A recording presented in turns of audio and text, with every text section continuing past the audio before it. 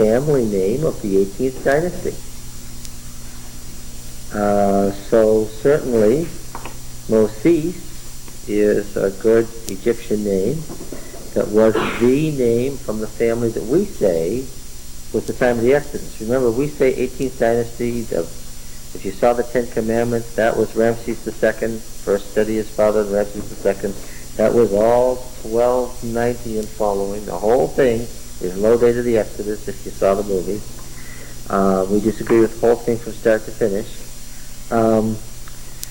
Why? For the same reason that when Ramses went up to the Battle of Kadesh in 1286 BC and almost got himself killed and lost his entire army, he came back and said what? It was an incredible victory for Egypt, because there isn't any mention of anything negative in the Egyptian annals, nor in annals generally in the ancient East. You get bad stories about Israel in the Bible. That's one of the things that makes it distinct from any other ancient literature. I would never have expected the Egyptians, given their methods, to ever have mentioned Moses or the embarrassment connected with him in any way. Yeah. When Moses said, I'm having memory, said, erase his name from all the gods. Yes, and of course that erasing the name, the person no longer existed. What actually happened in our timing, the king involved was Thutmose III, right, we say, the 18th dynasty. And his queen was his wife. She also was his stepmother. She had been his stepmother, then she became his wife. She was also his aunt, but that's the sort of thing that you have with those Egyptian dynasties. Now, you can remember and picture the funerary temple of Hatshepsut at the base of the cliffs, where the pillars and the different levels match the striations in the cliffs so beautifully. We only know it was hers because on one of the rear sides of the pillar, Thutmose missed her name once. And there's an inscription that she was the builder of this, and this is her funerary temple. All the others have been chiseled out. See, she didn't die a natural death.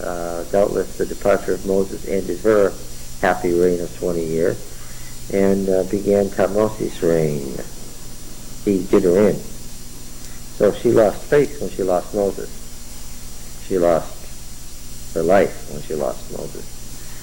We say that wasn't the last Thutmose was going to hear of him, though. Yeah. Now, I've been warning you about the fundamentalist assumptions about the conquest of Canaan, haven't I?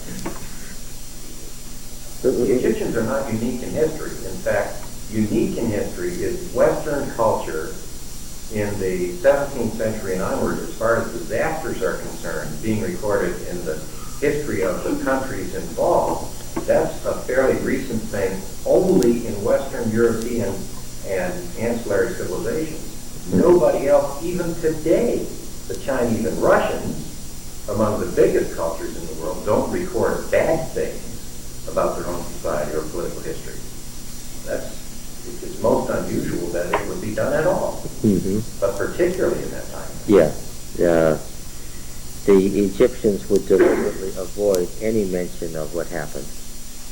But see, I said then that the decline of the 18th dynasty, I said, was related to the Exodus.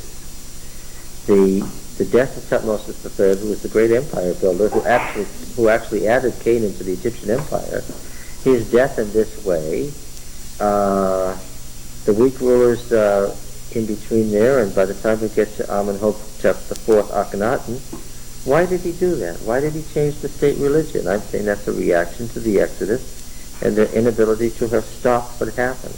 It was a punishment of Ammon and his... I'm interpreting now. I have no proof of this, but to me it seems obvious.